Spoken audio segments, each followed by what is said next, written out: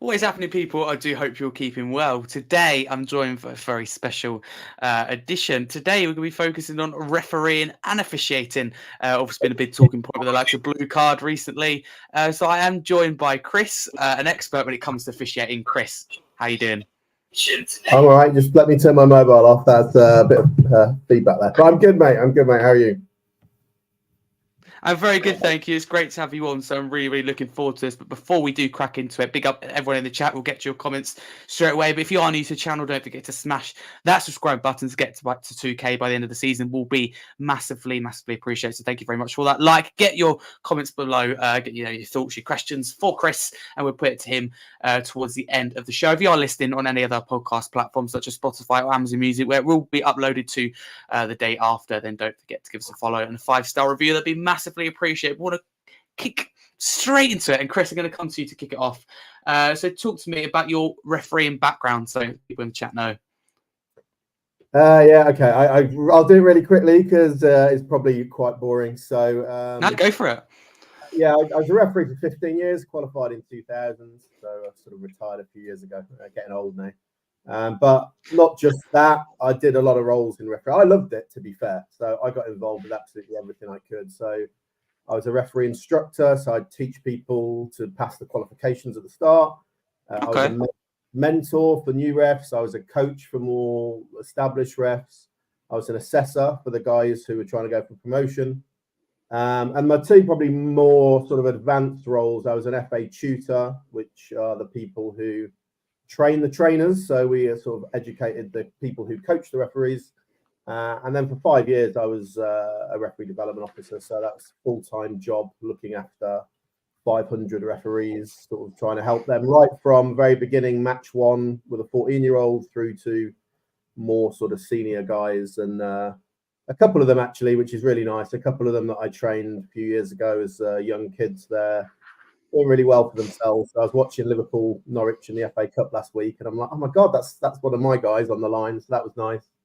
And there's another one on the Football League who I'll name drop called Will Finney, who hopefully he'll go places with any luck, and we might see him on the Premier League. But anyway, that's my background.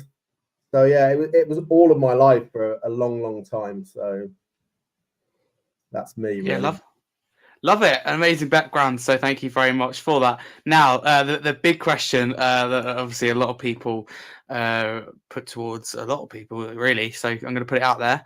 Has VAR improved the game for you, Chris? I mean, don't ease me in with an easy question, whatever you do. VAR improved the game. I mean, it depends how you look at it, right? If you look at the basic question of, is using technology to get better decisions a good thing? I mean, you've got to say yes, right? If you go back years and years ago, might be a little bit before your time, mate, but absolutely outrageous decisions like Thierry Henry for France, handling the ball in. And there's probably millions that people can point to. So it would be a bit weird, I think, for football to be the outlier. And during those pre-VAR times, like everyone was scrambling for it, right? We've got to get technology and these referees can't cope. So we've done that. There's a lot more issues around it, right? A lot of issues. In principle, has it improved the game? Has it improved the in-stadium spectator experience? The answer is no. There's not a question. Has it improved the game? It depends on your perspective. So the clubs actually really like it because ultimately this is a multi-million-pound industry and they want the decisions correct. So they're not prepared to kind of go back to previous days, if you like, where there were a lot of mistakes. And pre-VAR, the whole atmosphere towards referees, it was, you think it's bad now. I think it's probably worse then, if I'm honest. But so I don't know what the answer is there. If I'm honest, Harry, has it improved? I think we're on a journey with it, but my God, it's got some way to go. Yeah, I think. And if it did say, Chris, another hard question, really. If it did stay in its current format where nothing changed, let's say for next season, for you, would you, if I give you the two choices, scrap it or just keep it? If it wasn't possible to change anything, it stayed the same for next season, hypothetically, would it keep or go for you? Right. I'm here basically to give a referee's view of the world, right? So I'm going to take my Tottenham view as a supporter off for a second, put my referee's hat on, and just say I'd keep it because as a referee, I know my fundamental thing that I want is to get the decisions correct. So there's no question that whether we like it or not, the decisions are overall more accurate. How we get there and how long it takes and clear and obvious and all that kind of stuff we can talk about, but ultimately the decisions are at a higher level of accuracy now than they were pre-VAR. And as a referee, that's what you want. So I would say I would keep it, but I'm aware that there's plenty of people going to disagree with that. Love it. Thank you very much. So it's again keeping the subject on VAR, right? So I'm assuming you think something should be changed. So let's focus on next season. What would be some of the things that you would do? You can list as many things as you like. What would you change? Well, first of all, let's speak up slightly for the PGMO and Howard Webb and what they are trying to do since Howard Webb came in, which is just over a year ago, is just to be more open and honest, right, and make it more transparent. So we've seen these monthly chats on Sky. That's helpful. But I think if it was down to the PGMO, they would certainly broadcast some of the conversations live in the stadium. Whilst there's a review, I think that's helpful. But you've got to remember that the PGMO are just part of FIFA. They can't just do what they want. So they've got to get permission from IFAB, the board that make the laws. And at the moment, they're really against it. So that's going to be tough. But I mean, for me, it's a natural progression. I do sort of understand a little bit why they're against it, but I think they're afraid for not great reasons. I think the benefits, the pros outweigh the cons by opening up the conversation, letting people hear what goes on in refereeing. I think it would help massively in every regard. Like I'd have no problem with the whole conversation, like everything the referee does being audible. But we do need some maturity around that. And that's the problem. I think when you talk about refereeing, we need to, if you're going to have a serious debate about any of it, you need to dial out the emotion. It's not about, why did Tottenham not get a penalty, or why did they get a penalty, or Christian Romero sent off every week, but someone else doesn't. You've got to take all that out and just look at it sort of cool and calmly. So the communication would be the biggest one. I think this whole clear and obvious thing is a bit of a nightmare, but I don't really know sort of how you get around that. Part of me thinks just let the ref. I think the one thing I would change is rather than is it a clear and obvious error to send the ref over, I just look at the video and go, is there a chance he might change his mind if he looks at the video, and give him the chance to go over, because at the moment they can only send them over when they as the VAR officials think there's a definite mistake. So it's all a bit pointless, isn't it? It's walking over to the monitor because they've already been told they've made an error. So it's just a tick box exercise. So I'd probably change that. But on the flip side, that probably means more time at the monitor, which people don't want. So it's pretty difficult. I think with refereeing, to be honest, a lot of it is you're damned whatever you do. Yeah. The nature of being a referee. But yeah, VAR, it's not going to go away. Let's be honest. So we just need to look at ways. How would you improve it, Harry? What do you think? Yeah, that's a good question, actually. So for me, I think that generally, again, you put your kind of Spurs and football bias, if you like, to a side, and you go that VAR is a good invention in terms of technology to improve decisions. So if it's using the right way, for me, it should stay. For me, I think just miking up all officials and just releasing that footage and audio after every match, that just gives fans kind of an idea of what's happening. I think for me, a big thing is inside the stadium, because obviously I'm a season ticket holder. I go to pretty much every home game and some away games as well. You just don't really know what's going on. It's like, for example, against Brighton, we didn't really find out till the ball hit the back of the net after they scored the penalty that it was a penalty. There's a huge delay on it. So little things like that. There was a worse one than that. And I think the previous game, I can't remember who we played. I don't think you went to it, if I remember rightly, but there was a stoppage of about 5 minutes and no one had any idea. And it turned out it wasn't VAR at all, but the assistant's comm system had broken. But was that Brentford? I think it was, yeah. I normally have got a good idea because I know how it works and I can see the body language and I can work out what's going on. But even there, in that, I was like, look, people are looking at me because they know me where I sit. And they're like, what's happening? I have no idea what's going on. But, it is difficult. That's the biggest thing, I think, is the in-stadium experience is terrible with VAR at the moment. Yeah, that is the real thing, that fans inside the stadium. But Barney has got involved in the comments live on YouTube and said, from a fan perspective, it makes moments of celebrating potential winning goals anticlimactic and can take the edge off that moment for a fan. I want to hear the refs like in rugby. So, Chris, kind of to bring you in on this, should football kind of follow rugby with the approach they've taken? Some fundamental differences, right? Rugby's a lot more stop-start. Respect for the officials is sort of more ingrained, although I'll touch on that in a second. But I think there's no reason why we shouldn't learn from other sports. Although the sin bins and blue cards thing is is perhaps not so popular right now. I take Barney's point, like from celebrating perspective.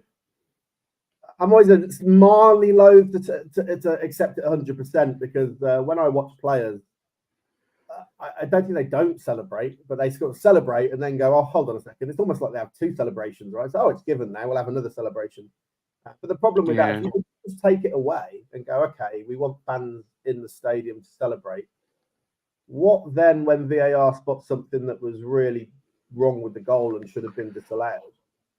Are we just going to forget that and pretend it's not important? And let's be honest, it's really important to the clubs in the Premier League because you're talking about millions, I mean, hundreds of millions if you go down right in lost revenue. So they're just not prepared to take that risk.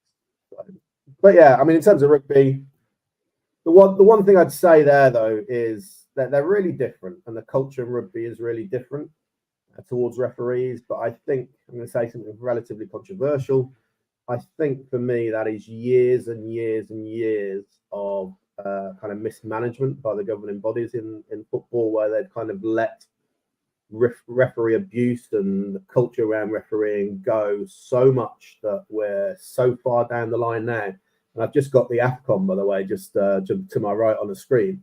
Right now, they're surrounding the referee, sort of pushing him and stuff. And this is the world we live in now. So I'd love it to be more like rugby, but how do you get back to that point of having respect for officials? It's really tough. Yeah, it's really difficult, and yeah, it'd be interesting to see how it kind of unfolds. But a word that you would have heard pop up a lot, and I'm sure would annoy you as well as a lot of different referees, is inconsistency. So for you, are we seeing inconsistency this season? Because obviously, as I said, it's a word that pops up. Do you like the word, and does it have any like meaning behind it to you? Talk to me about consistency. Is it possible? One of my pet hates this.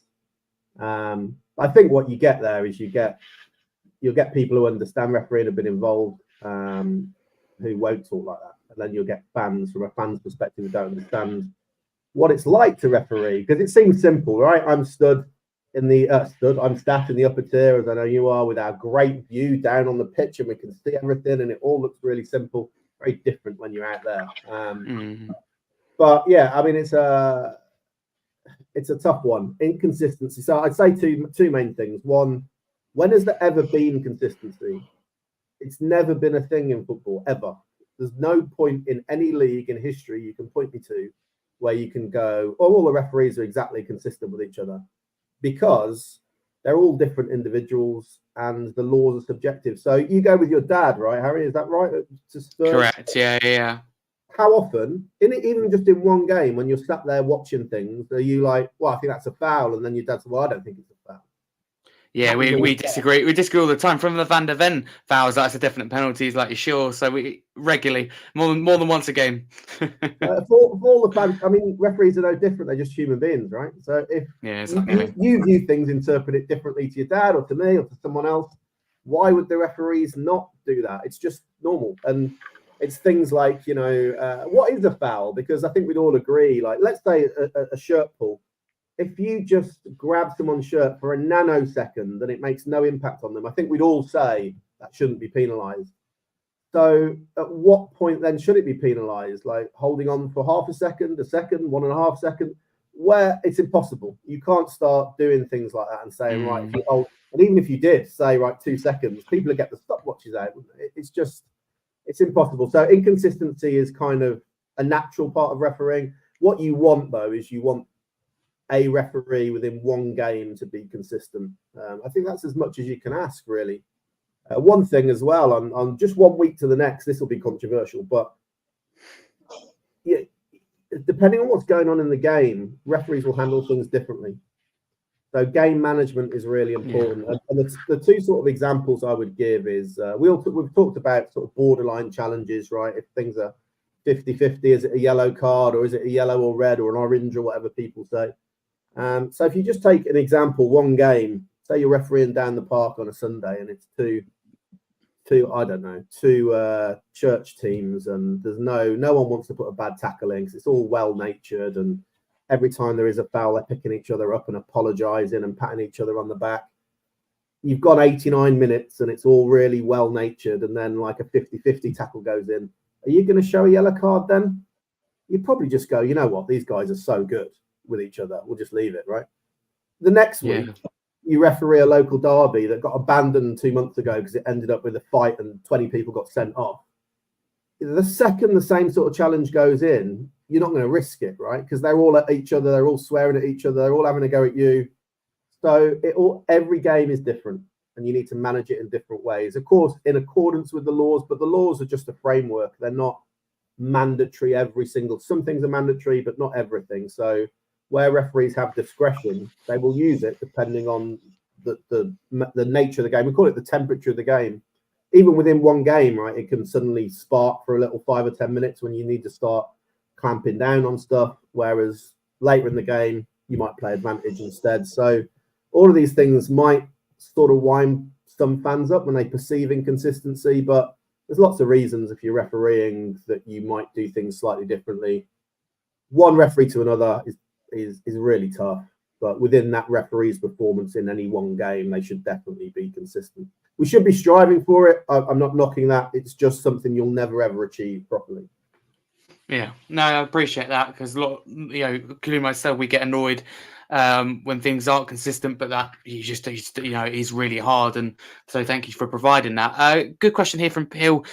Pil first says there's always a lot of people who reckon ex-pro players, ex-professional players would make good referees.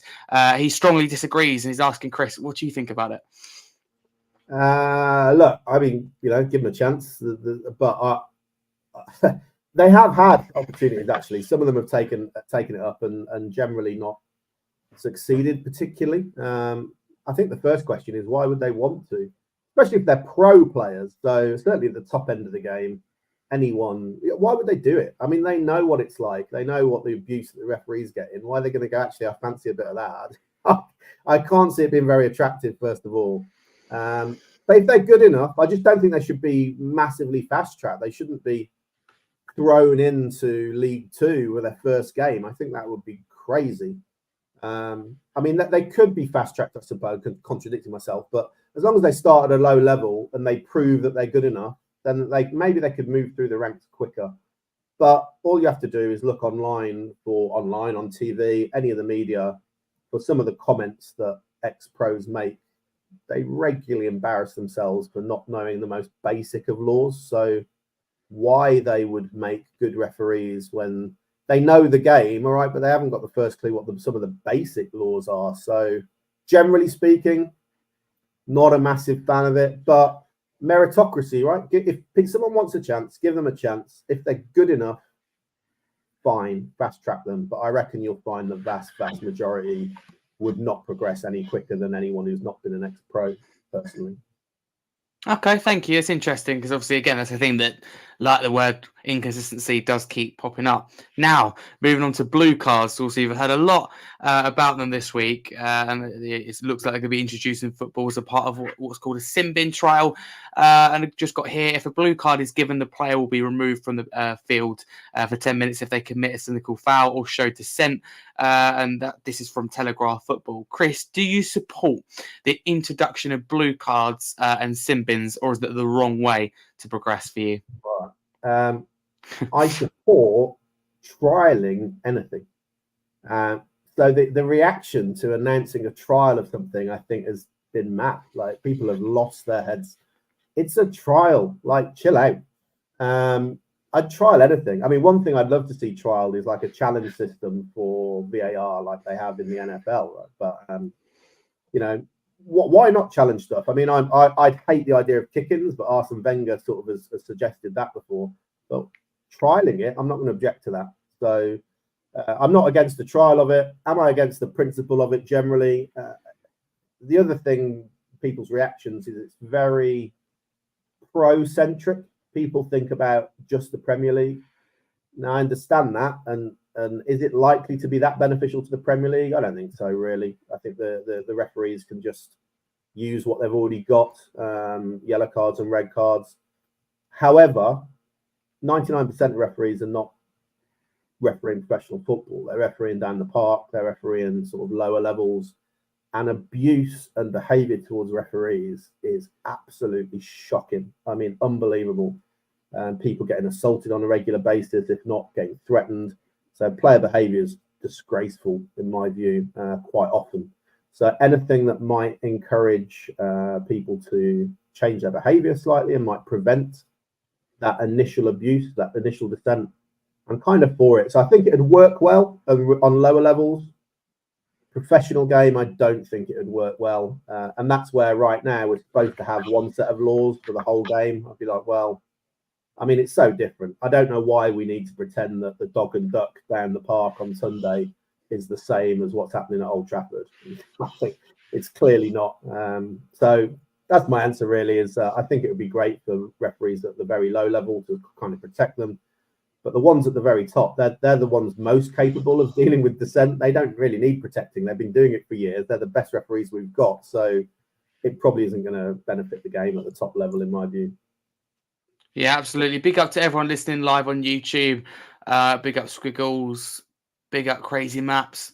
Big up Dave, Park Lane Podcast. Just finished with him on there. Barney agrees with you. Big up John Sinclair. He says, good evening, Harry and Chris. Great show. This blue card is a waste of time. Why don't we just keep the sport simple? Don't overcomplicate it. Sort VAR out first. Still a mockery. Fair enough. And John Sinclair also says, keep up the good work. So I massively appreciate John. So yeah, Chris, next question for you. Should on-field referees have more control of the game and VAR getting involved less? Or should VAR get involved more and kind of always like change the laws? I think this kind of links in with blue cards in terms of getting involved with free kicks, etc. So VAR at the moment, again, let's pretend it stays hypothetically next season. Does it need to get involved more, less, or are you happy at the moment in terms of how often it's used? I think my gut feeling is I'd try and rein it back a little bit. But that said, there's been some stats that are released, I think, a week or so ago. And I'd highly recommend anyone who's interested in a neutral view on VAR and just having things explained without bias to follow Dale Johnson, who works for the ESPN on Twitter, on X, whatever it is, because he's really good. He will go through things really clearly. And part of what he does on there is he will post the independent panel reviews of the VAR decisions, which are interesting. So that independent panel is made up of, I think, 3 ex-players, 1 member of the Premier League and 1 member of the PGMO, I think. And if you look at them, they say that there have been 20 VAR errors so far this season. This was about a week or so ago, so probably doesn't account for the last round of games. And of those 20, 17 have been missed interventions, i.e. VAR not getting involved when they should have got involved. So if you look at that, generally, people are saying that they should get involved more, I suppose. But where do you draw the line is the difficulty.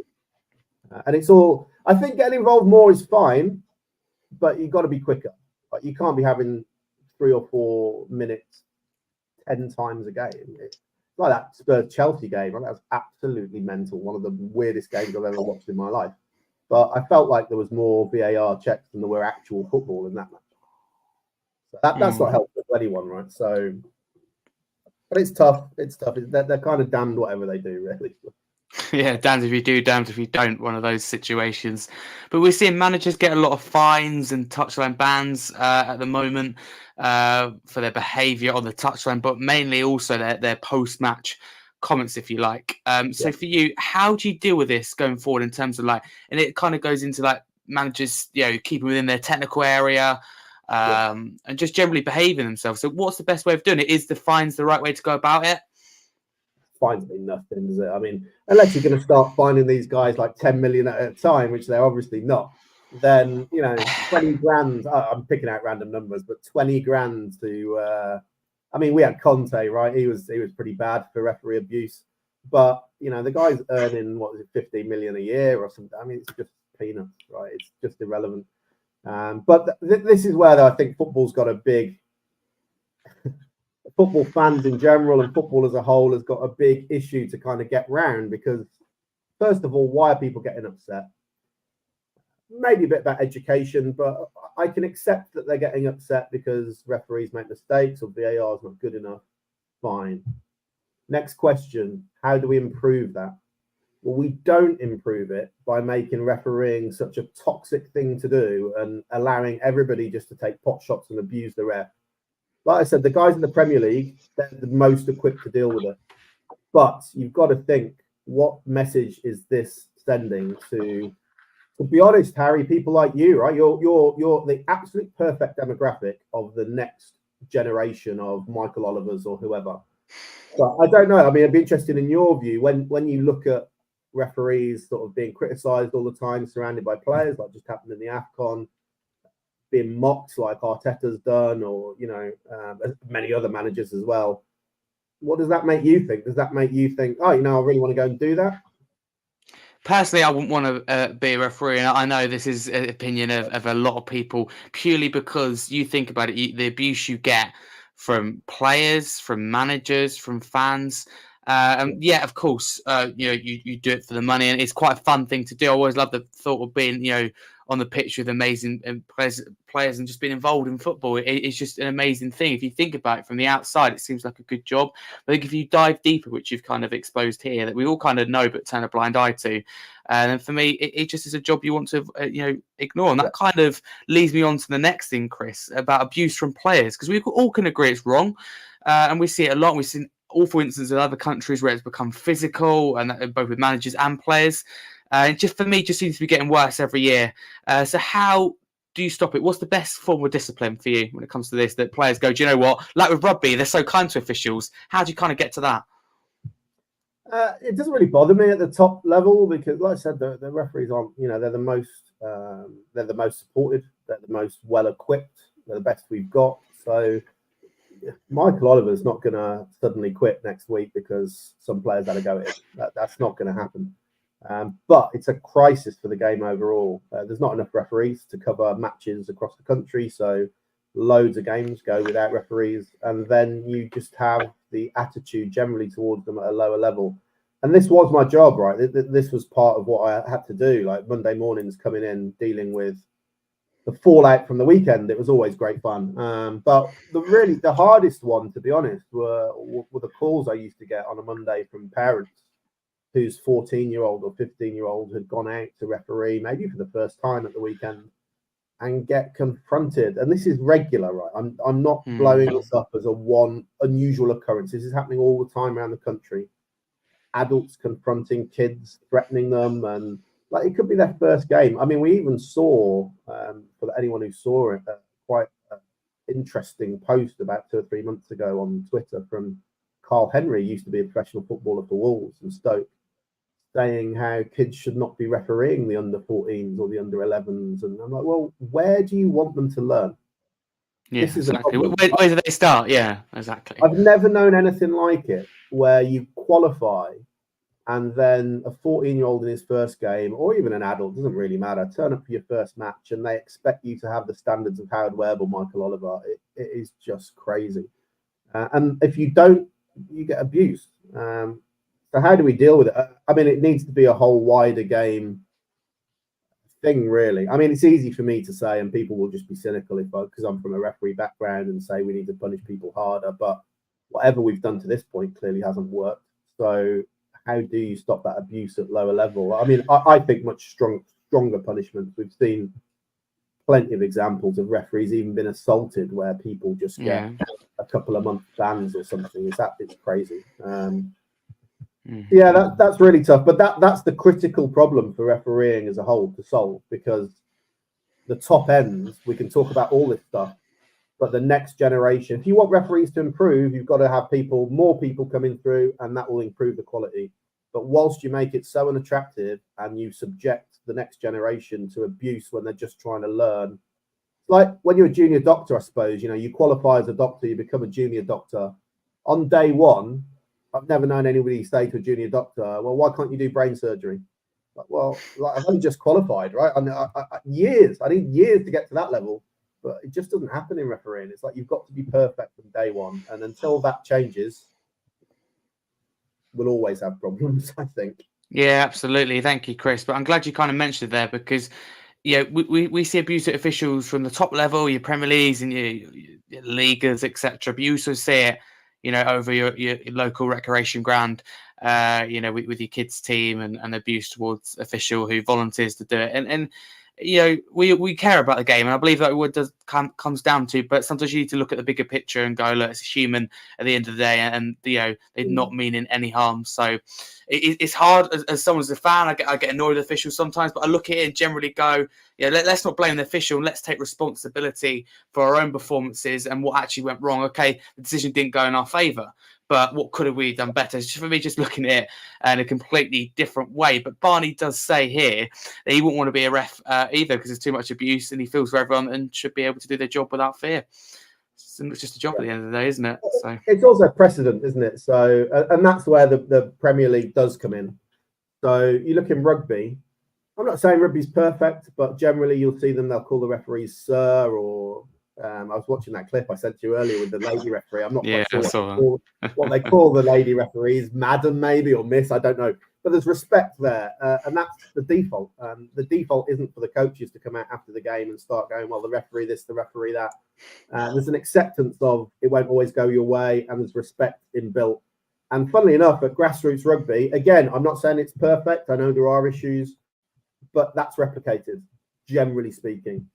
And I think football's the same. Football at grassroots replicates what happens at the top.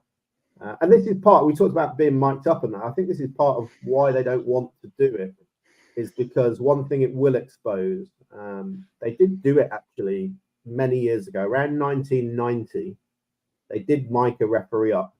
You'd have to be my age to remember the guy called David Ellery. He did a match between Millwall and Arsenal. I'm sure it's on YouTube somewhere. And Arsenal are attacking. And I think from memory, it's a shout of whether the ball's gone over the line or not. And he doesn't give the goal. And he's chased back to the halfway line by Tony Adams, who's calling him. And I won't say what the words are because I don't want to demonetize you in any way. But all the names under the sun, that's all getting picked up by the mic, right? So I think as much it would need players to adapt to their behaviour. I think people would be really shocked if they knew what those conversations that were happening with the ref every single match were like. So it's as much that it would take the perfect image of a Son or a Harry Kane if actually you heard them just abusing the referee. So that's another problem to do with miking them up. Yeah, absolutely. A couple more questions before we wrap up for today. So, one, is the standard of officiating in this country worse than other countries? Often people say that it's really low standard here because obviously in Spain, some people say we see quick decisions. The Women's World Cup, there's really quick decisions. But what we'll say, although I don't necessarily agree that it is a lot worse, in the Women's World Cup, for example, for me, it's really effective and clear. You knew what was happening and nobody argued with the kind of decision. I know that obviously it's not the same as the Premier League. I respect that. But for me, it was really clear what was going to happen. And everyone kind of respected that, from fans to players to managers. So, would you agree with the statement that it's worse than any other country? It's definitely not. It's definitely not. There's no... The only people who say that, I think, are people who don't watch top-level football on a regular basis in Spain or Germany. They're having similar problems. And also, they apply laws differently in a way that would not get tolerated in England at all. Like, if you look most around Europe, for example, the handball law, we think it's bad enough here. Pretty much anywhere in Europe, it just hits your arm as a penalty. That would cause absolute havoc here. But just from a higher level point of view, I know the way that British or English referees are seen across the world within the refereeing fraternity, and they are seen as basically kind of pretty much the leaders. Really, a lot of countries send their referees to England to train, which probably people will say, well, that's where your problem starts. But there generally are the standards here are good. And again, as part of this stuff that came out the other week, they were talking about. I'm always slightly dubious about statistics that they roll out on refereeing accuracy, but there's one I saw last week, which was that key match incidents have been improved from 82% accurate pre-VAR to 96% now. So it might take 4 or 5 minutes to get there, but it's not as bad as people make out. What happens, though, is you could go 4 or 5 weeks now with no controversy whatsoever. Then something really bad happens, like the Luis Diaz goal at Tottenham. And then everyone just jumps on the bandwagon like, oh, it's all disgraceful. They're all useless. I'm like, well, we've had about 5 weeks without any controversy. But again, that's kind of the nature of it. So no, I'd reject that. I think they're fitter than ever. They're assessed more than ever. So their accuracy is higher than ever. But the other thing that's also true is they're analysed by the media more than ever, right? There's more camera angles. There's super slow-mo.